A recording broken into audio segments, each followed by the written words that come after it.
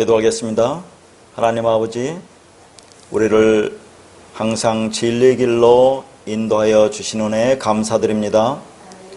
하나님은 영이시니 예배하는 자가 영과 진리로 예배하라고 하셨으니 오늘도 각자의 저수에서 영상으로 말씀을 들을 때에 우리 안에 오셔서 우리와 하나가 되신 성령님의 인도하심으로 육으로 전하는 모든 말씀이 육에 속한 말씀이 아니라 그리스도의 영인 진리의 말씀으로 들려지도록 역사하여 주시옵소서.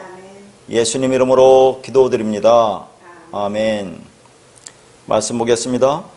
창세기 3장 11절부터 15절입니다. 이르시되 누가 너희 벗었음을 네게 알렸느냐? 내가 네게 먹지 말라 명한 그 나무 열매를 네가 먹었느냐? 아담이 이르되 하나님이 주셔서 나와 함께 있게 하신 여자 그가 그 나무 열매를 내게 주므로 내가 먹었나이다. 여호와 하나님이 여자에게 이르시되 네가 어찌하여 이렇게 하였느냐? 여자가 이르되 뱀이 나를 꿰므로 내가 먹었나이다. 여호와 하나님이 뱀에게 이르시되 네가 이렇게 하였으니 네가 모든 가축과 들의 모든 짐승보다 더욱 저주를 받아 배로 다니고 살아있는 동안 흙을 먹을지니라. 내가 너로 여자와 원수가 되게 하고 네 후손도 여자의 후손과 원수가 되게 하리니 여자의 후손은 네 머리를 상하게 할 것이요 너는 그의 발꿈치를 상하게 할 것이니라 하시고. 아멘. 본문 말씀 가지고 스스로 뱀이 되어주고 뱀인 우리를 살리시는 하나님의 사랑이란 제목으로 말씀을 나누겠습니다. 본문 말씀을 다시 한번 간단하게 보도록 하겠습니다. 11절은 하나님이 아담에게 질문을 합니다. 두 가지 질문인데 첫 번째가 누가 너희 벗었음을 네게 알렸느냐 하는 것이고, 두 번째가 네가 먹지 말라 명한 그 나무 열매를 왜 먹었느냐 하는 거죠. 거기엔 대답이 12절입니다. 그 뒤에 아담이 대답하는데 첫 번째 질문에 대해서는 대답하지 않고 두 번째 질문에 대해서만 대답합니다. 하나님이 주신 그 여자가 그 나무 열매를 내가 주어서 먹었다, 그런 얘기죠. 이제 하나님이 여자에게 질문합니다. 네가 어떻게 해서 이렇게 하였느냐? 여자가 말하죠. 뱀이 나를 꿰어서 내가 먹었다고 말합니다. 14절은 여호와 하나님이 뱀에게 저주를 내리시는 장면이죠. 배로 다니면서 살아있는 동안 흙을 먹으라고 저주를 하십니다. 15절에 보니까 상당히 그렇게 복잡하게 되어 있어요. 여기 보면 뱀과 여자가 나오고 뱀의 후손과 여자의 후손이 나오는 이 15절 말씀을 우리가 일반적으로 원시복음이라고 합니다. 그래서 이 15절 말씀은 상당히 복잡하고 난해해서 원문을 가지고 자세히 보도록 할 것입니다. 그래서 오늘은 일반적인 그런 얘기만 하고 다음에 자세히 보도록 할 것입니다. 그러니까 지금 창세기 3장에서의 중요한 논점은 이 뱀이 과연 누구를 가리키느냐 하는 거죠. 뱀이 예수 그리스도를 가리키느냐 아니면 마귀 사탄을 가리키느냐 하는 얘기입니다. 그런데 우리가 15절 보면 여자의 후손은 네 머리를 상하게 할 것이라는 그런 말이 나오죠. 그러니까 십자가에 달리는 건 누굽니까? 예수 그리스도가 달리는데 지금 여기 보니까 뱀이 머리를 상하게 되는 거죠. 저 십자가에 달려서 그렇게 머리가 상해서 머리가 잘려져서 그렇게 교회에게 보내지는 것이 지금 여기에서는 뱀으로 나온다 그 말이죠. 그러니까 우리는 뱀을 예수 그리스도로 보는 겁니다. 그 여자의 후손도 예수 그리스도죠. 그러니까 예수 그리스도께서 스스로 그렇게 십자가에 달려서 죽으신다는 그런 내용입니다. 어쨌든 간에 이 말씀은 원문을 가지고 자세히 그렇게 확인하도록 그렇게 하겠습니다.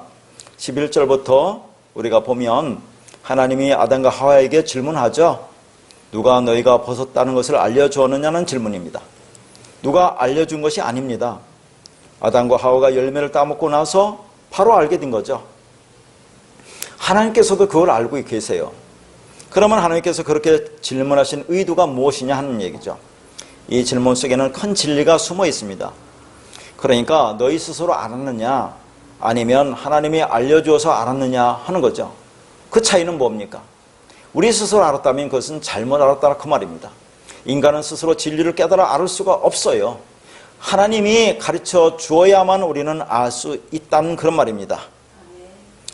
자, 그러면 그들이 벗었음을 알고 나서 바로 취한 행동이 무엇입니까?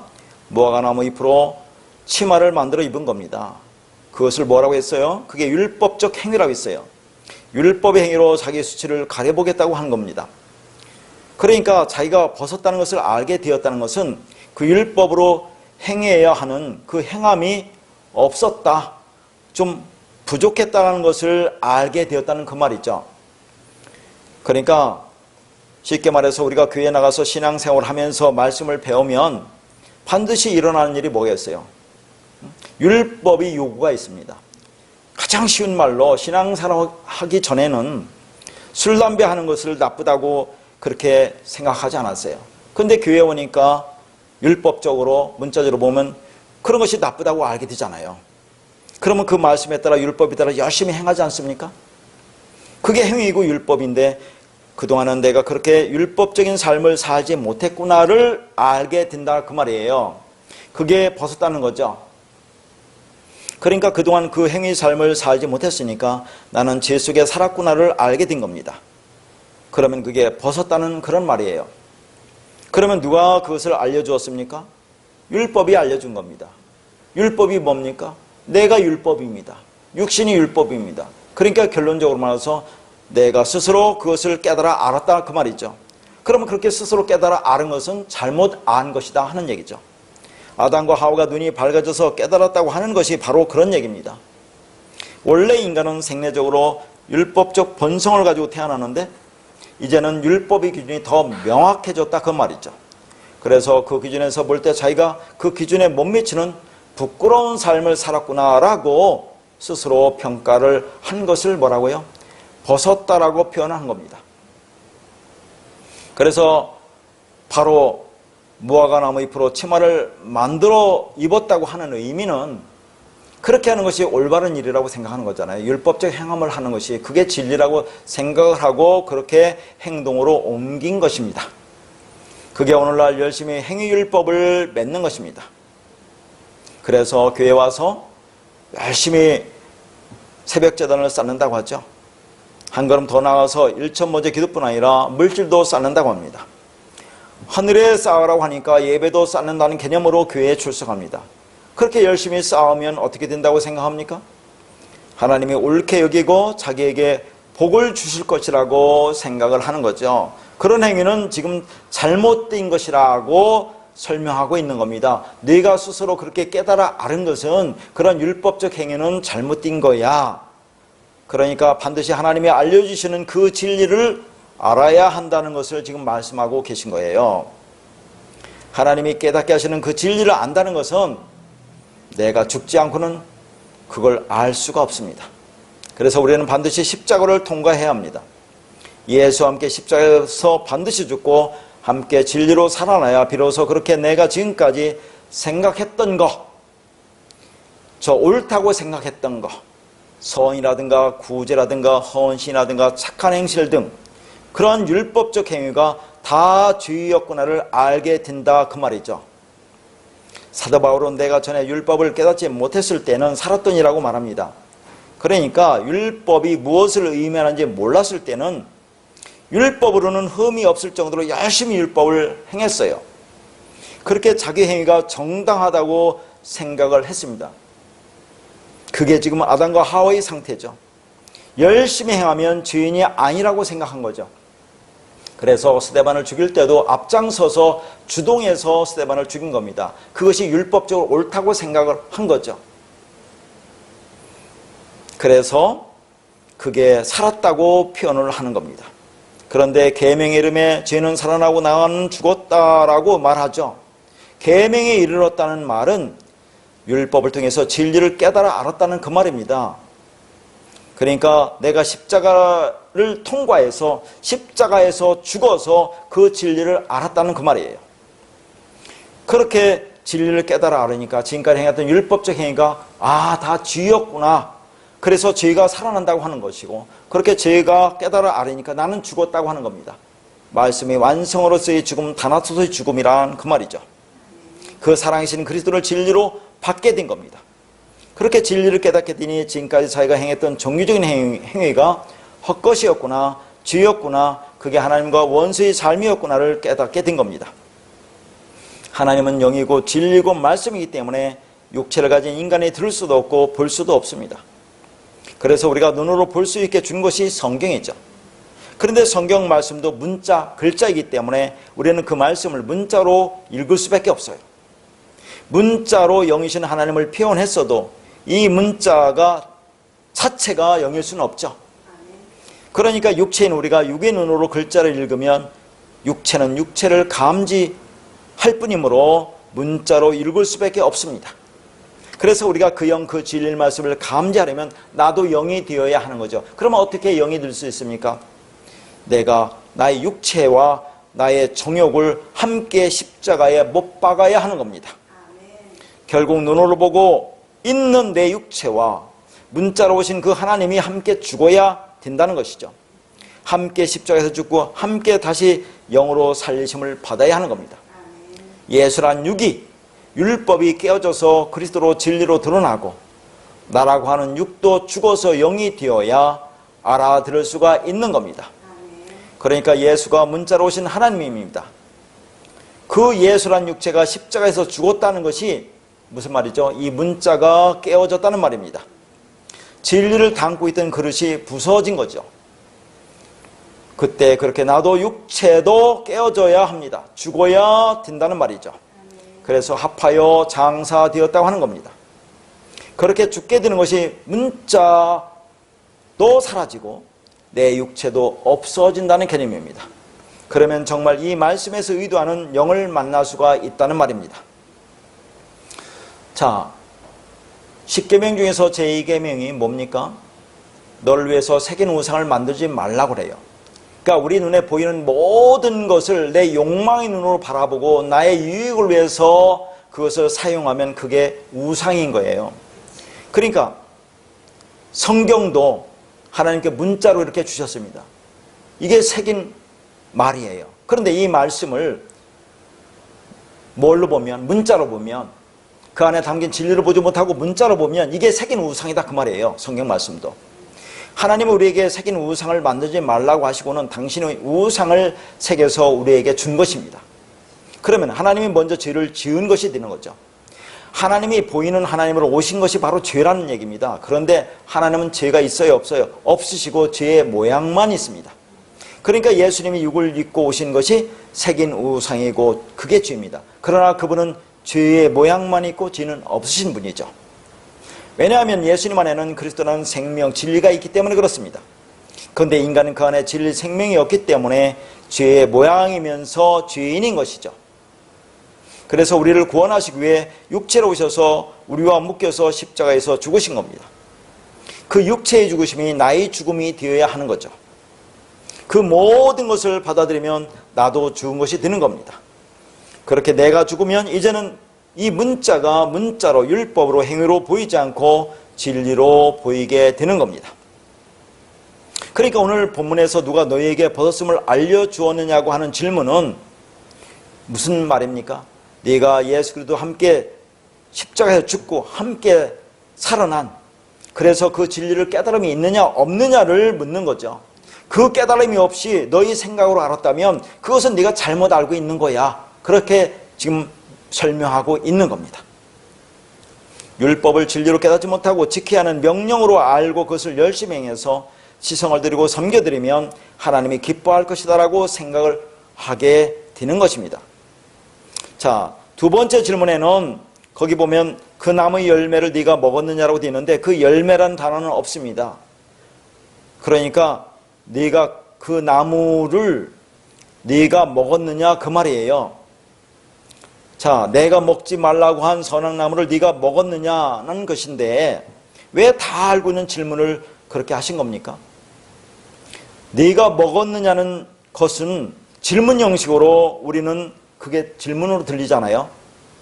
사실은 그게 아니고 그 어구가 뭐냐면은 아칼타민이라는 그런 어구인데 그것은 무슨 뜻이냐면 너로 먹었구나라는 뜻입니다. 너로 먹었다. 그게 무슨 말입니까? 생명나무를 너로 먹었구나, 선악나무로 먹었다는 그 말입니다. 하나님께서 선악나무로 먹지 말고 생명나무로 먹으라고 했어요. 그런데 인간은 그 선악나무를 생명나무로 먹을 수가 없습니다. 먹음직하고 보암직하고 지혜롭게 할 만큼 탐스러운 그 나무를 어떻게 생명나무로 먹을 수 있습니까? 인간은 전부 다 선악나무로 먹을 수밖에 없어요. 그래서 그걸 먹고 육신의 정욕, 안목의 정욕, 이생의 자랑을 위해서 살아가게 되는 겁니다. 그러니까 그 생명나무를 너와 똑같은 선악나무로 너로 먹었다는 그런 말입니다. 성경 말씀이 율법이면서 진리입니다. 선악나무이면서 생명나무이죠. 그러니까 아담이 그걸 양식으로 먹을 때 어떻게 먹었다는 얘기예요? 자기 수준으로, 자기 육체를 입었잖아요. 육의 수준으로. 그와 같이 똑같이 율법으로 선악나무로 먹었다는 그 말입니다. 자기가 육체로 있으니까 말씀도 육체로 먹었다는 말이죠. 그러니까 살인하지 말라라는 그 말을 문자로 보고 그렇게 내가 살인하지 않았으니까 문자 그대로 잘 지켰으니까 나는 죄인이 아니야.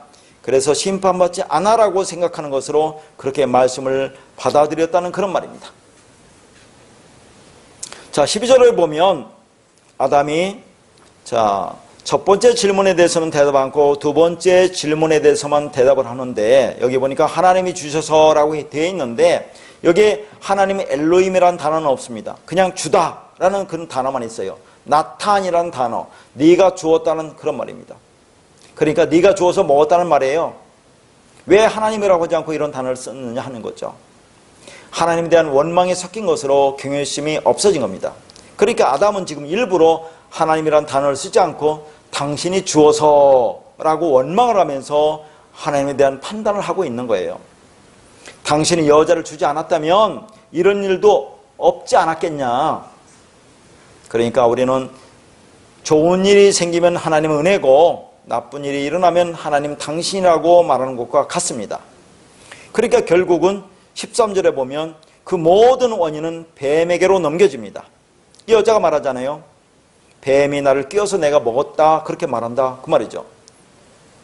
그런데 사실 뱀이 여자 하와를 끼웠습니까? 우리가 창세기 3장 1절부터 쭉 지금까지 보았지만 뱀은 여자를 끼인 것이 아닙니다. 하와가 스스로 넘어간 거예요. 그 율법을 보니까 선한 나무를 보니까 지혜롭게 할 만큼 탐스러운 나무를 보니까 보암직하고 먹음직한 나무를 보니까 스스로 넘어간 겁니다. 우리가. 자, 그래서 여기 이제 창세기 3장에서 중요한 것은 15절과 연관해서 우리가 해석할 텐데 도대체 이 뱀이 누구를 가리키느냐 하는 것입니다. 저는 일관성 있게 예수 그리스도라고 말하고 있어요. 근데 여기에 대한 견해가 좀 다른 분도 있죠. 왜 그러냐면 창세기 3장 1절 보면 뱀을 간교하다라고 번역해 놨어요. 자, 간교하다라고 생각하면 우리가 어떤 생각이 듭니까? 우리는 이 뱀을 우리가 생각하는 개념의 간교한 마귀 사탄 그렇게 생각하지 않습니까? 그런 악한 존재가 여자를 유혹해서 선악과를 따먹었다고 해석을 그렇게 한 거죠. 그런데 이 간교한이라고 번역한 단어가 아롬이라는 그런 단어입니다. 근데 이 아롬과 같은 자음을 가진 단어가 창세기 2장 25절에 나오는 벌거벗으나 부끄러워지 않다 할 때 그 벌거벗다가 요 단어가 아롬인데 이 간교한이라는 아름과 벌거벗다라는 아롬은 같은 어원에서 나왔어요.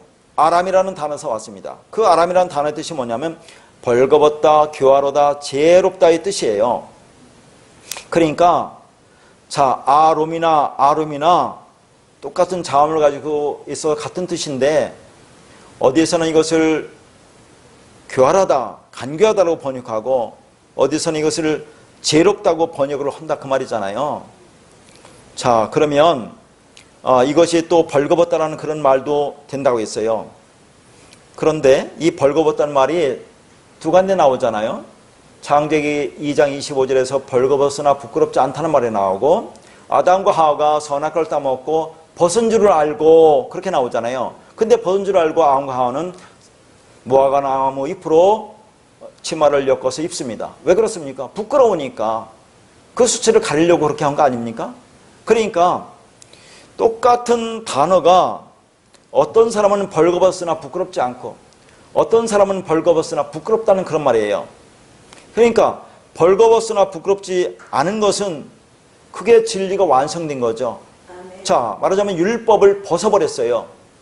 그러니까 그렇게 진리가 완성됐으니까 부끄럽지 않은 거죠. 그게 지혜로운 거다 그 말이죠. 그런데 자, 자기가 벌거벗은 걸 알았어요. 근데 그것을 부끄럽게 여기는 사람이 있어요. 그러니까 부끄럽게 여기니까 그 행위의 옷을 입어서 부끄러움을 가리잖아요. 그 수치를 가리는 겁니다. 왜 그렇게 합니까? 자기 행위를 정당화시키려고. 이런 것은 어떤 모습입니까? 이게 교활하고 간교한 인간의 모습이다 그런 얘기입니다. 그러니까 똑같은 단어가 벌거벗었다는 단어로 나오지만 한쪽에서는 자 부끄럽지 않은 것이고 한쪽에서는 부끄러워해요. 부끄럽지 않은 것은 왜 부끄럽지 않냐면 진리가 완성됐기 때문에 율법의 옷을 벗어버렸기 때문에. 왜 그렇게 됩니까? 남자가 부모를 떠나서 여자와 한 몸이 된다고 했죠. 남자가 부모, 말씀, 진리로 우리에게 와서 여자 교회와 연합하니까 하나가 되잖아요. 그러니까 완성되죠. 그러면 그게 부끄럽지 않은 겁니다. 완성됐으니까. 벌거벗었지만 똑같은 단어지만 이것이 지혜롭다 그 말이죠. 그러나 인간이 따먹은 선악과 그것을 보니까 자기가 부끄러운 것을 느끼는 것은 뭐예요?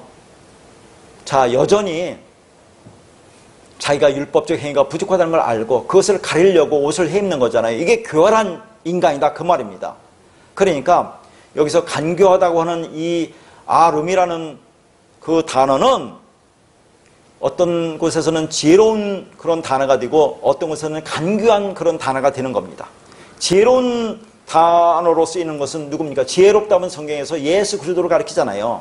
그러니까 창세기 3장 1절에서 왜 이것을 간교하다로 번역해서 마귀 사탄이라는 그런 뉘앙스를 우리에게 갖게 만들고 그런 생각을 가지고 이 말씀을 보게 만드느냐 하는 거죠. 이걸 지혜롭다고 했으면 예수 그리스도로 볼 수도 있지 않습니까?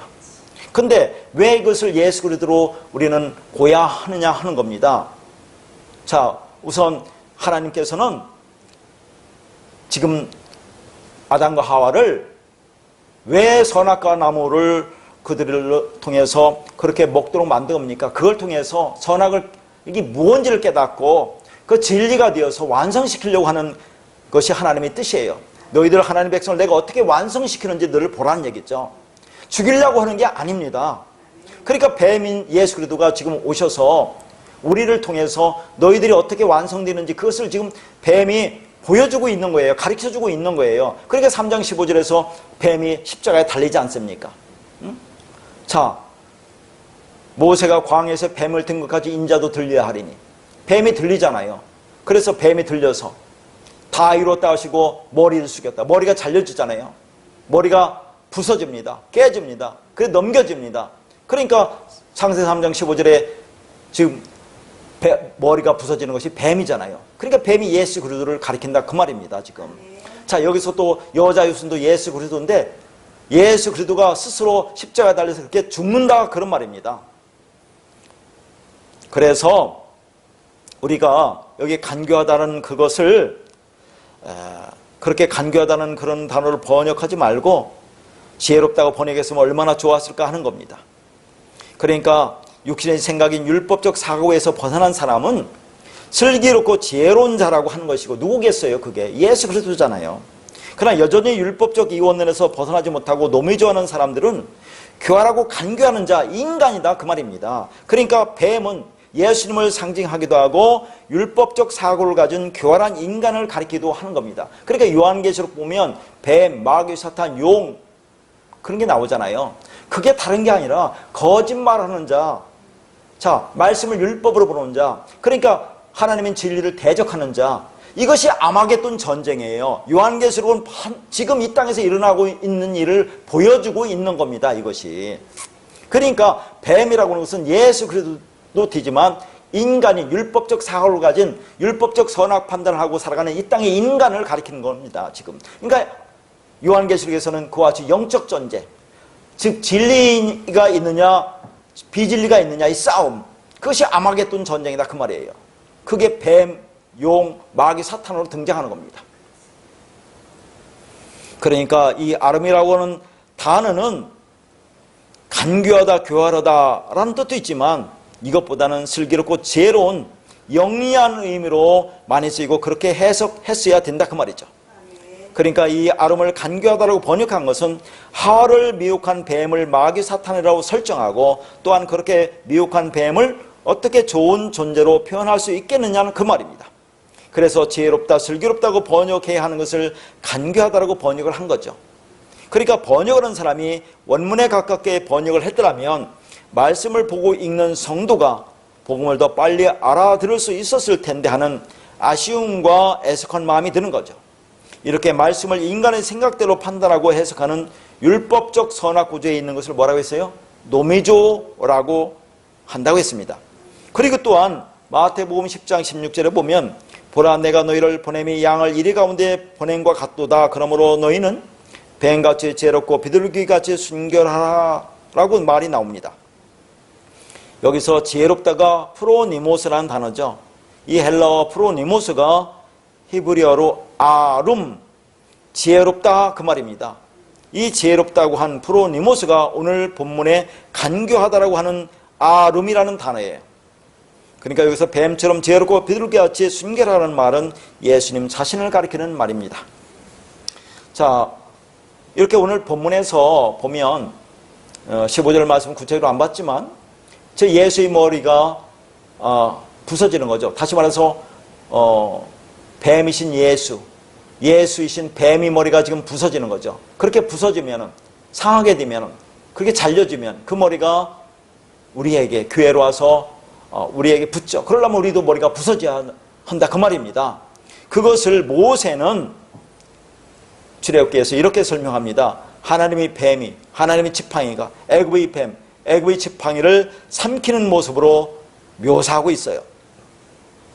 출애굽기 7장 9절에서 12절 말씀입니다. 바로가 너에게 이르기를 너희는 이적을 보이라 하거든 너는 아론에게 말하기를 너희 지팡이를 들어서 바로 앞에 던지라 하라. 그것이 뱀이 되리라. 모세와 아론이 바로에게 가서 여호와께서 명하신 대로 행하여 아론이 바로와 그의 신하 앞에 지팡이를 던지니 뱀이 된지라. 바로도 현인들과 마술사들을 부르매 그 애굽 요술사들도 그들의 요술로 그와 같이 행하되 각 사람이 지팡이를 던짐에 뱀이 되었으나 아론의 지팡이가 그들의 지팡이를 삼키느니라. 아론의 지팡이, 하나님의 지팡이, 하나님의 말씀, 하나님의 진리가 그들의 지팡이, 애굽의 지팡이를 삼키는 거죠. 율법을 삼키는 겁니다. 그러니까 즉 하나님이 뱀이 십자가에서 그렇게 머리가 부서져서 깨져서 잘려져서 즉 우리에게 교회에게 붙어버리는 것이 즉 그러면 붙어버리려면 우리 머리가 잘려져야 될까? 아니에요. 그것을 모세는 이렇게 표현하고 있다는 얘기죠. 하나님의 뱀이 애굽의 뱀을 삼키는 모습으로 표현하고 있어요. 그래서 성경은 전체 다 똑같은 말을 하고 있는 거지 이것이 무슨 애굽 사람들 그 옛날 그 사람들을 가리키는 게 아니라 오늘날 우리를 가리키고 있다 그 말입니다. 율법적 삶을 살아가는 이 땅의 그런 사람들 그들을 전부 다 가리키고 있는 거죠. 그들이 어떻게 구원받느냐를 보여주고 있는 겁니다. 자, 이 말씀을 보면서 생각이 드는 것은 자, 이 출애굽기 7장 12절 다음 13절에 보면 바로가 마음이 완악해서 그들의 말을 듣지 않는다고 합니다. 하나님의 말을 듣지 않습니다. 그러니까 하나님께서는 이제 애굽에 10가지 재앙을 내리죠. 애굽에 10가지 재앙을 내린다는 그런 말씀에 접하면서 오늘날 이 땅에 대유행하고 있는 신종 코로나 바이러스에 대해서 생각을 해보게 된다 그 말입니다. 세계보건기구가 코로나 바이러스 19의 세계적 대유행 팬데믹을 공식적으로 선언했어요. 자, 그러면 이 역사라는 것은 하나님의 주권과 그분의 뜻과 섭리와 계획에 따라서 운행되고 있어요.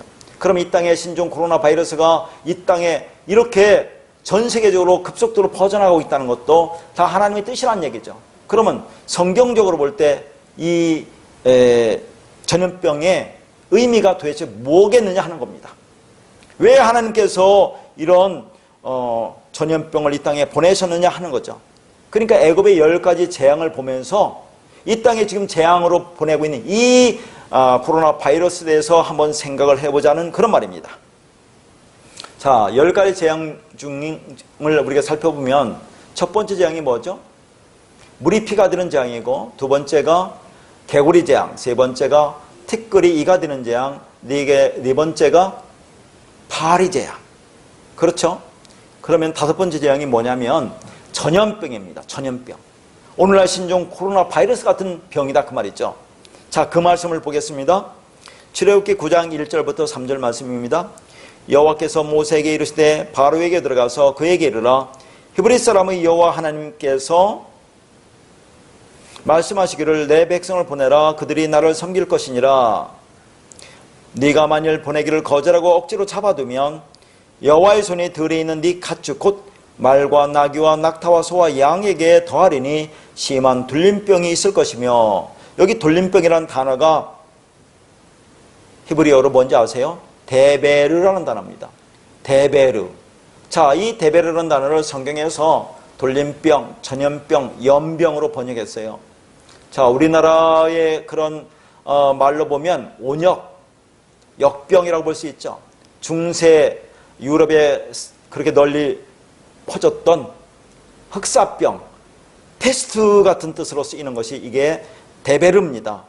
여기서는 돌림병이라고 나오죠. 자, 오늘날 이 땅에서 발생했던 메르스, 사스, 코로나 같은 악질 전염병을 가리키는 거예요. 자, 근데 놀라운 사실은 이 데베르라는 돌림병, 전염병, 연병이 어디서 왔느냐면 다바르에서 왔습니다. 다바르. 이 다바르라는 말은 제가 여러분한테 여러 차례 말씀드렸던 거죠.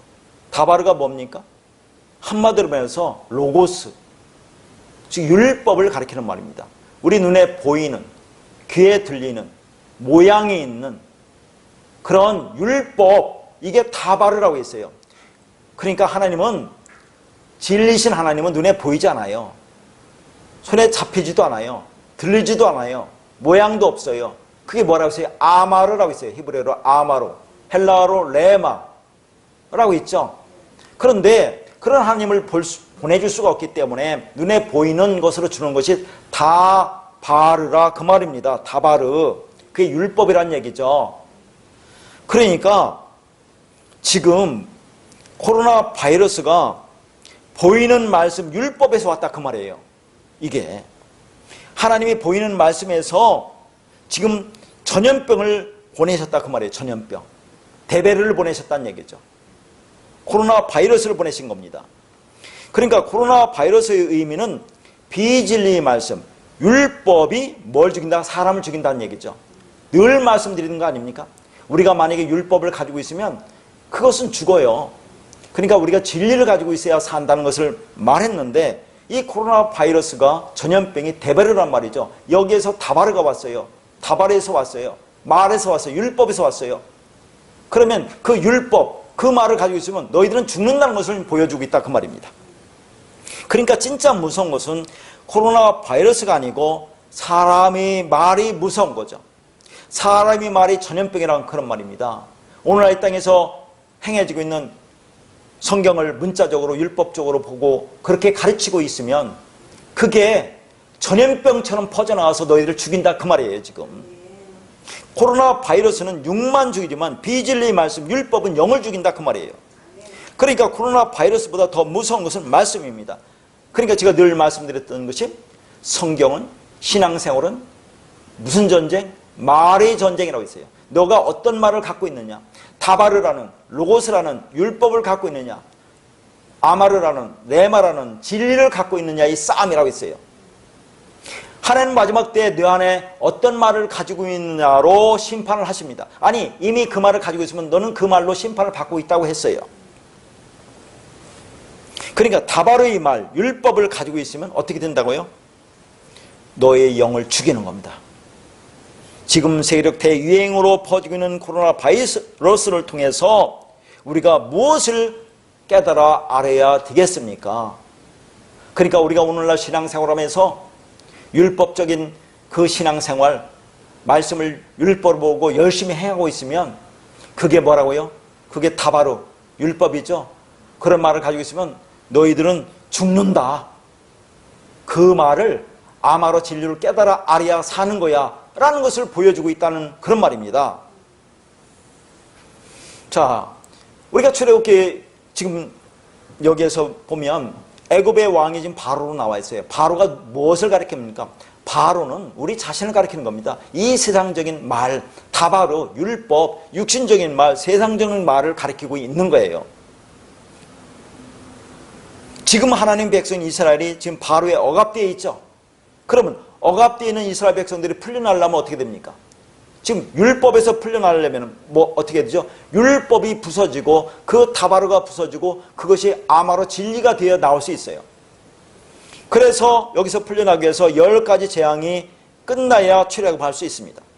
내 안에 있는 그 말, 육신의 말, 표피적인 말, 율법이 전부 부서지면, 그래서 다바르에서 너가 부서지면 그 속박에서 벗어나고 너가 진짜 하나님만을 경배할 거야. 하나님만을 섬긴다고 하죠. 그 말은 네가 아마르를 갖게 될 거야. 진리를 갖게 될 거야. 그런 말이다 하는 거죠.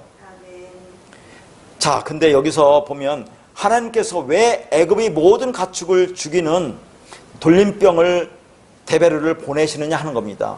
아니, 그 돌림병 전염병을 보내서 사람을 죽이면 되지 왜 가축을 보내서 죽이느냐 하는 거죠. 그게 뭡니까? 오늘 본문에도 14절에 모든 가축과 들의 짐승이 나오죠. 그 가축이 뭡니까? 이 짐승이 뭐예요? 우리가 말씀을 다바르를 갖고 있으면, 아마르가 아닌 다바르 율법을 갖고 있으면, 그렇게 깨닫지 못하면 너희들이 짐승이야. 그걸 보여주고 있는 거예요 지금. 그러니까 애굽의 바로, 그것이 뭡니까? 다바르 말이라는 게 율법이라는 거, 세상이라는 얘기, 우리라는 얘기죠. 바로는 가축에 불과하다 그런 얘기입니다. 그러니까 이 가축을 가지고 예수님께서 하나님께서 희생제사 드리라고 하잖아요. 그럼 가축이 뭡니까? 이게 짐승이잖아요. 율법이잖아요. 예수잖아요. 그걸 드리면서 우리는 뭘 깨달아 알아야 됩니까? 그 안에 있는 아마르를 깨달아 알아야 됩니다. 진리를 깨달아 알아야 되죠. 그리스도를 알아야 된다 그 말입니다. 그러니까 가축, 짐승은 율법이고 육신의 생각입니다. 바로는 가축이죠. 그러니까 진리가 없는, 아마르가 없는 인간은 짐승에 불과하다는 것을 보여주고 있는 겁니다. 그런데 애굽의 재앙이 지금 9가지가 내렸어요. 그런데도 바로의 마음이 완강했다고 하면서 이스라엘 백성을 보내지 않아요. 왜 보내지 않습니까? 10가지 재앙이 끝나야 하기 때문에 그렇습니다. 왜 하필이면 10가지 재앙이냐 한 얘기죠. 열은 뭘 가리킵니까? 계명의 열. 하나님의 모든 말씀을 추격하면 열이 됩니다. 근데 그 열이 하나로 완성돼야 돼요. 사랑으로 진리로 완성돼야 됩니다. 그러니까 10가지 재앙 중에서 마지막 10번째 재앙이 뭡니까? 애굽의 장자가 죽는 거죠. 예수 그리스도는 장자가 죽어야 풀려난다 그 말입니다. 다시 말해서 하나님의 모든 말씀, 다바르가 하나의 말씀, 아마로 진리가 되어야 너희들이 애굽에서 풀려나는 거야를 보여주고 있는 것입니다.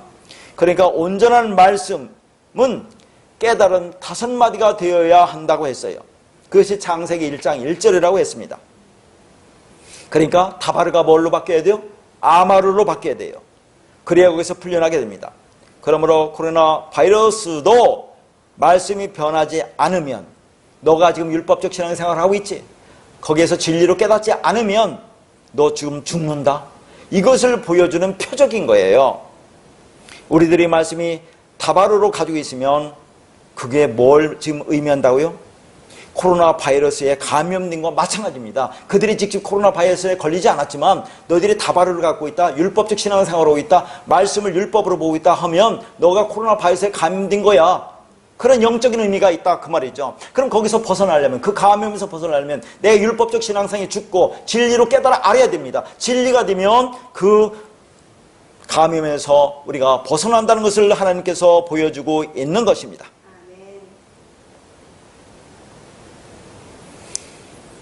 그런데 우리가 아마르로 살아있다면, 진리가 되어 있다면, 진리를 깨달았다면 우리는 전염병과 상관이 없습니다. 그러니까 이 말을 가지고 또 너가 진리를 깨달았다고 하니까 그래서 코로나 바이러스에 감염되지 않는다는 그런 말이 아니에요. 누구나 그 옆에 있으면 감염됩니다. 그래서 감염되어서 죽을 수가 있어요. 그래서 굳이 그 옆에 가서 일부러 갈 필요는 없겠지만, 그러나 그것을 두려워할 필요가 없다고 하는 것은 무슨 말이냐면, 자, 우리는 지금 내 육이 죽었어요. 우리는 맨날 육신이 죽는다고 하잖아요. 그러면 영으로 살았잖아요. 진리가 되었잖아요. 그러면 우리가 그렇게 감염돼서 죽는다 하더라도 뭘 두려울 게 있겠느냐 하는 얘기입니다, 지금. 근데 만약에 영으로 살아있지 못하고 육으로 살아있다면, 그 진리가 되지 못하고 여전히 다바로 율법의 말씀을 갖고 있다면, 그래서 코로나 바이러스에 감염되어 죽으면 참으로 불쌍한 인생이 된다, 그 말입니다. 그러니까 오늘날 교회에서 많은 교회가 모이지 말라고 하더라도 예배드리는 그런 사람들이 있어요. 그것이 잘했다 잘못했다를 판단하기 전에 그럴 수도 있잖아요. 하나님을 믿는 자는 능치 못할 일이 없다. 무슨 독을 마실지라도 해를 두려워할 것이 없다라고 그렇게 말씀을 율법으로 보면서 열심히, 우리는 하나님께서 바이러스에 감염시키지 않을 수 있어 라고 그렇게 율법적인 신앙생활을 하면서 혹시 바이러스에 걸려서 내가 죽으면 그보다 불쌍한 것이 어디 있느냐 하는 얘기입니다. 그러니까 우리가 코로나 바이러스에 감염되는 것을 두려워할 것이 아니라 너 안에 그 말, 그 영, 그 진리가 있느냐 없느냐가 중요한 것이 오늘날 코로나 바이러스가 하나님께 보내신 그 뜻입니다. 너희가 어떤 말을 가질 것이냐를 보여주고 있다, 그 말이에요. 참 놀라운 일입니다.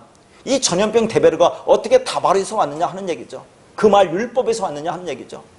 그러니까 이 말 율법을 가지고 있으면 너희들 죽는 거야. 그러니까 거기에서 아마로 하나님 진리가 되어야 돼 하는 것을 보여주고 있다, 그 말입니다. 자, 뱀이라고 하는 히브리어가 나앗이라는 단어인데, 이 나앗을 파자하면 눈, 헤트, 신으로 되어 있다고 있어요. 그래서 이것을 해석하면 아래 것으로 분석하여 의말로 전해주다. 그래서 이것을 예수 그리스도라고 우리가 말한다고 있는데, 물론 다르게도 해석하는 사람이 있습니다. 그런데 자, 우리가 이제 히브리 사전을 보면 이 나앗이라고 하는 것과 같은 자음으로 된 단어가 5개가 있어요. 그러니까 원래 히브리어는 모음이 없다고 했습니다. 그러니까 우리가 히브리어 단어를 볼 때 모음을 빼고 자음으로만 볼 필요가 있어요. 그렇게 자음으로 된 요 나앗이와 똑같은 자음으로 된 단어 5을 보니까 그 기본적인 뜻이 뭐로 되어 있느냐면 점을 치다, 경험으로 알다, 징조를 알다라는 뜻입니다. 그러니까 하나님은 이렇게 뱀이라는 징조를 통해서 그 안에 있는 내용을 의미로 알기를 원하셨는데, 탐욕이 가득한 인간은 이것을 통해서 우상을 숭배하더라, 그 말입니다. 열왕기하 18장 4절 보겠습니다. 그가 여러 산당을 제거하며 주상을 깨트리며 아셀의 목상을 찍으며 모세가 만들었던 놋뱀을 이스라엘 자손이 이때까지 행하여 분향함으로 그것을 부수고 누수단이라 일컬었더라. 이때까지 향하여 분향했다는 것은 어느 때까지냐면 이거 히스기야 왕 때까지 있었던 일입니다. 그러니까 모세가 광야에서 노수로 만든 놋뱀을 즉 달라고 했죠. 그걸 보면 산다고 했습니다. 근데 이 이스라엘 백성들은 그걸 가지고 히스기야 왕 때까지 열심히 우상을 섬겼다는 얘기죠. 하나님이 알라고 주신 놋뱀으로 우상을 섬겼다는 얘기죠. 왜냐하면 그걸 보면 내 병이 낫는다고 그렇게 섬겼다, 그 말입니다. 그러니까 이 우상의 본질이라고 하는 것은 세상의 힘으로 또한 나를 자랑하겠다는 가인들이 발상이 들어있어요. 가인들은 탁월한 우상 숭배자입니다. 자, 이게 무슨 말이냐면 이 뱀이라는 나앗이 여기에 타우라는 십자가가 붙으면 이게 네오셰트라는 그런 단어인데, 이 네오셰트가 놋 청동 굴이라는 말입니다.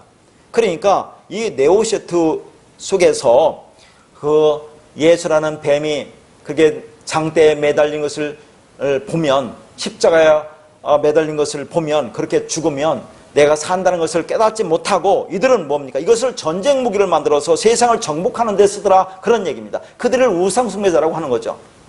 또한 자, 왜 하나님이 굳이 모세에게 불뱀을, 놋뱀을 만들어 매달라고 했어요? 지금 이 놋이라는 것이 뭐라고 있습니까? 놋이 네오셰트라고 있어요. 이 말이 나앗이라는 뱀과 타우라는 십자가로 이렇게 되어 있다고 있습니다.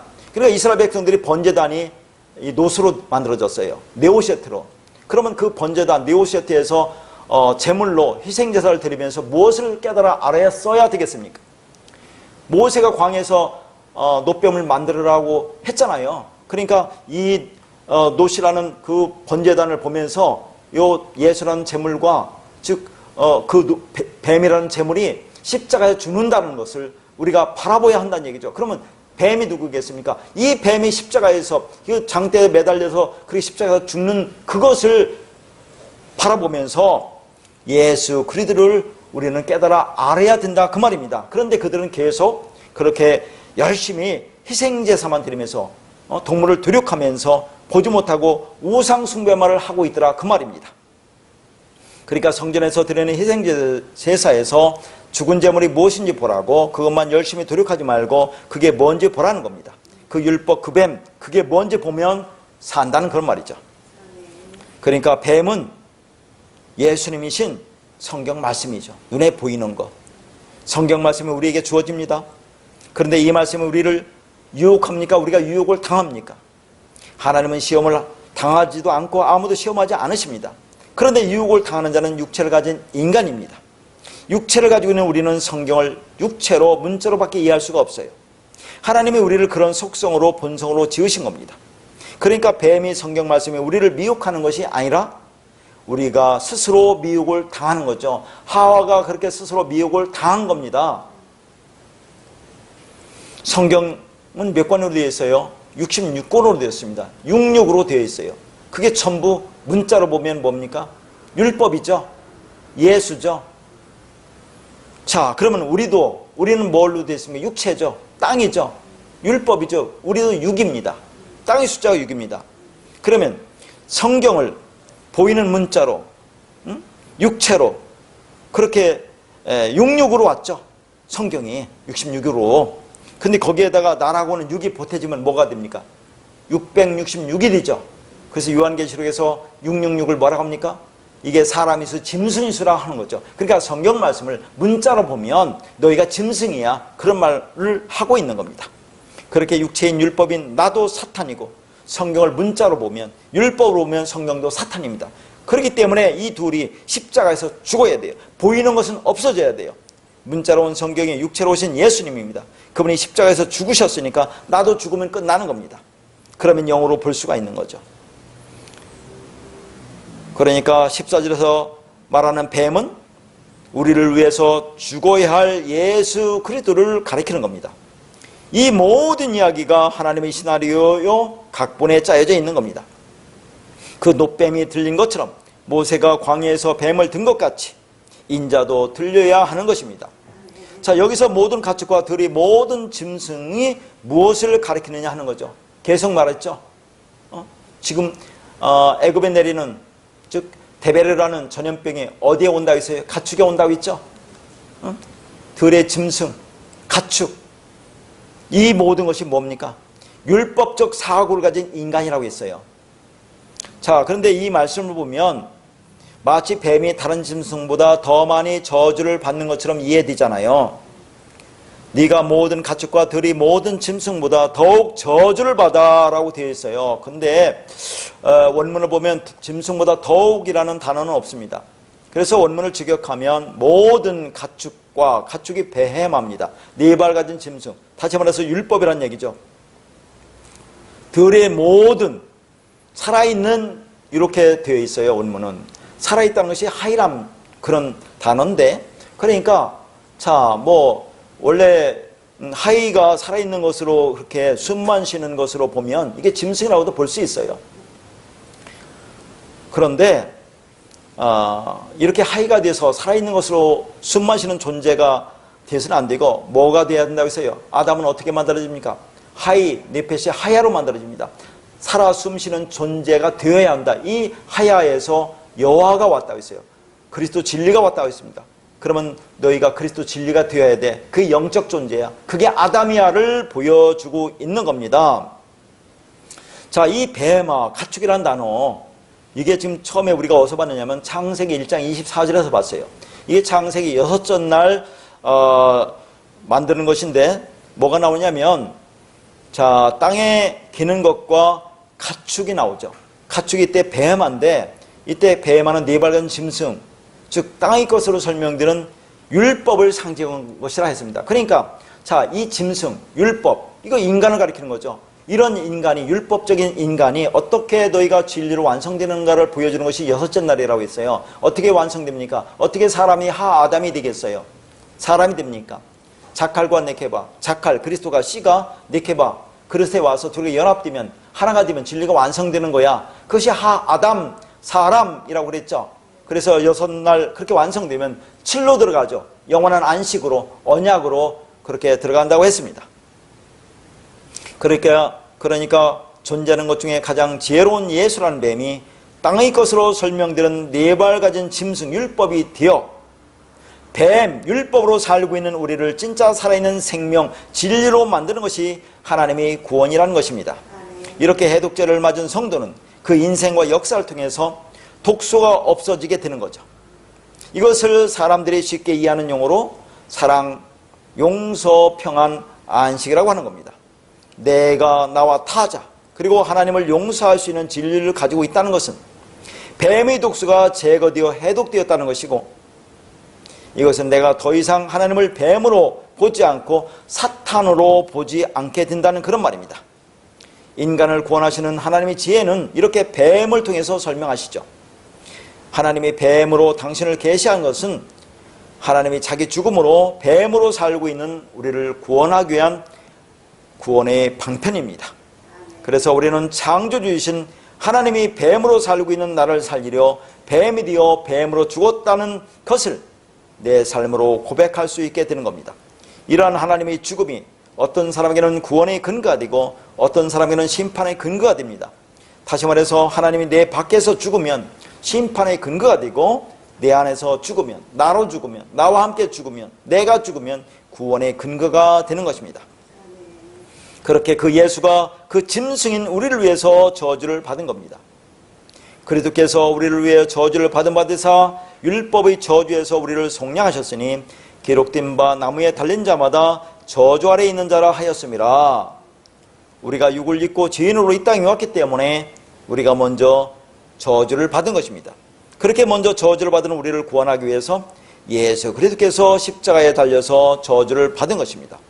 그러면 그렇게 하나님의 사랑의 하나님이라고 하면서 왜 그렇게 많은 사람들이 믿지 않고 죽게 만드느냐 하는 겁니다.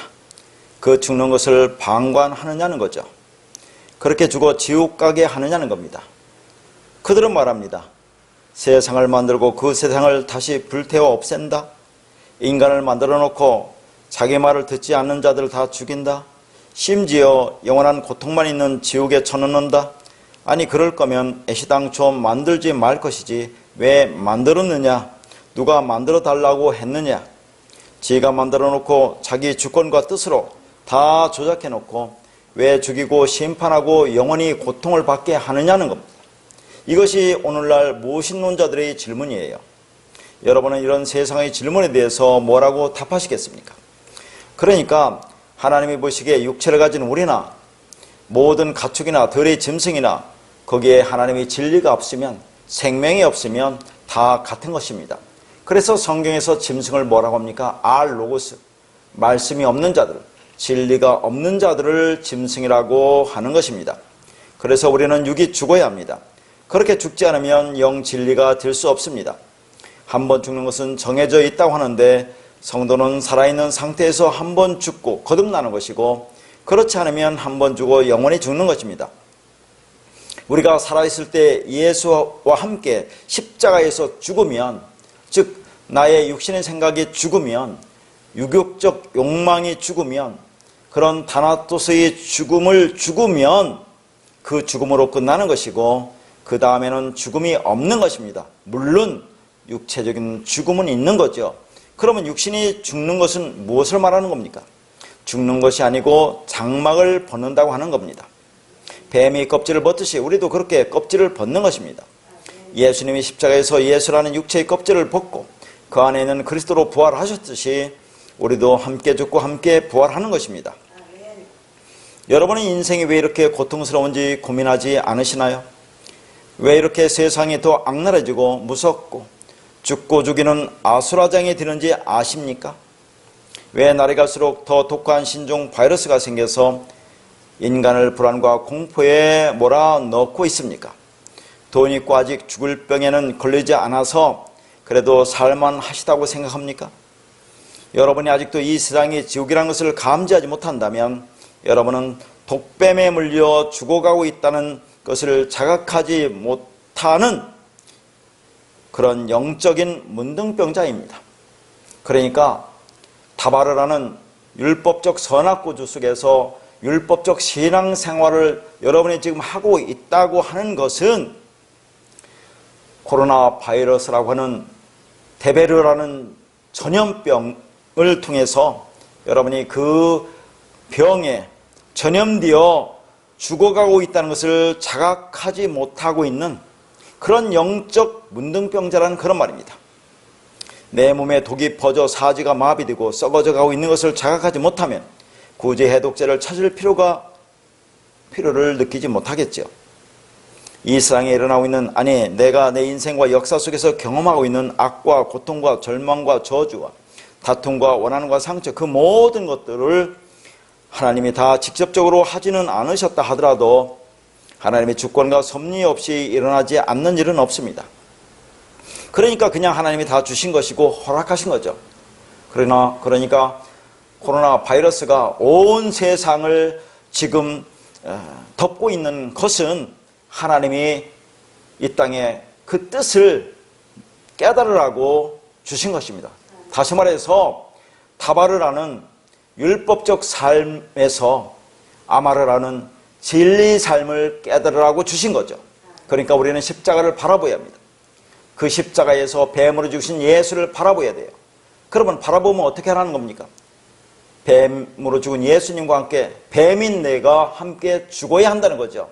그렇게 함께 죽으면 예수라는 해독제가 내 안에 들어와서 내가 다바르라는 율법이 부서지고 그리스도라는 진리로 내가 거듭나게 되는 것입니다. 진리가 되는 거죠. 생명이 되는 겁니다. 그것을 보라고, 그것을 깨달아 알으라고 이 땅에 코로나 바이러스를 하나님께서 보내신 겁니다. 창조주인 하나님이 스스로 뱀이 되어 뱀으로 죽어 뱀으로 살고 있는 인간을 구원하신다는 것이 뱀을 통해서 설명하시는 하나님의 구원입니다. 왜 하나님이 뱀으로 인간을 불어서 독이 퍼지게 하셨습니까? 인간을 살아나게 하시려고 죽이시는 겁니다. 해독하게 하시려고 독을 품고 살게 하시는 겁니다. 이것이 예수 그리스도라는 하나님의 죽음으로 우리 안에서 해독제가 되어 독이 해독될 때 경험되는 하나님의 사랑이고 은혜입니다. 모든 사람은 자기 나름대로 독소가 있어요. 그래서 좀비처럼 타자를 물어뜯으면서 그 독을 퍼뜨립니다. 그래서 사람이 사람을 죽이는 거죠. 개인이 개인을 죽이고 국가가 국가를 죽이고 힘 있는 자가 힘 없는 자를 죽이는 형국이 인류의 역사이고 인간사의 보편적인 모습입니다. 이 세상은 언제나 그랬고 지금도 그러하며 앞으로도 그러할 것입니다. 그런데 그 중에 해독제를 맞은 자들이 그 독에서 해방되어 살아나게 되는 거죠. 그들을 교회라고 하는 것입니다. 그 교회에게 예수의 해독제가 주어지는 것이죠. 어떻게 주어집니까? 뱀의 죽음으로 주어지게 됩니다. 그래서 뱀이 저주를 받아 율법의 대표로 율법의 내용으로 죽는 구원의 예표가 창세기에 설명된 것입니다. 그렇게 가축이나 들짐승 같은 저주받은 우리를 율법의 저주에서 속량하기 위해 예수 그리스도께서 뱀이 되어 나무에 달려서 저주를 받으신 겁니다. 그래서 오늘 창세기 본문 14절에 뱀이 저주를 받는데 배로 다니고 살아있는 동안 흙을 먹을지니라고 말하고 있습니다. 뱀이 저주를 받아서 배로 다닌다고 합니다. 하나님께서 그 뱀을 어떻게 저주하세요? 이제부터는 배로 기어 다니라고 그렇게 저주를 하십니다. 왜 예수 그리스도께서 뱀이 되어 뱀처럼 기어 다녀야 합니까? 우리 인간이 저주를 받아서 배로 기어 다니는 존재이기 때문에 그 뱀이 인간을 구원하기 위해서 그렇게 하시는 겁니다. 그러면 배가 뭡니까? 지금 배로 기어 다닌다고 하는데 그 배가 뭐냐 하는 거죠. 빌립보서 3장 19절입니다. 그들의 마침은 멸망이요 그들의 신은 배요 그 영광은 그들의 부끄러움에 있고 땅의 일을 생각하는 자라. 그들이 신은 배라고 합니다. 배라고 하는 것은 나타라는 단어에서 유래한 것으로 생명이 나오는 자궁으로 율법을 말합니다. 그러니까 너희가 섬기는 것은 하나님이 아니라 성전이고 율법이라는 말이죠. 거듭나지 못하고 살아가는 모든 인간을 이렇게 표현하는 거죠. 그 유격적 욕망을 위해 살아가는 존재라 말합니다. 그들이 마침은 멸망이라고 하는 거죠. 그들의 삶 자체가 욕망의 배를 위해서 산다는 거죠. 온통 땅의 일에만 매여서 사는 자들의 상태를 말하는 겁니다. 그렇게 사는 인간의 모습을 배로 기어다닌다고 표현을 한 것입니다. 그렇게 배로 기어다니는 저주받은 우리를 구원하시기 위해서 예수께서 육체로 오셔서 우리의 모습과 똑같이 기어다니는 모습으로 표현하고 있는 겁니다. 그래서 레위기 11장에 보면 땅에 기어다니는 것과 배로 밀어다니는 것을 가증하다고 하죠. 우리 인간이 그렇게 땅에 기어다니고 배로 밀어다니는 그런 존재라는 거죠. 기는 것은 부정하고 배로 기어다니는 것은 저주받다고 하지 않습니까?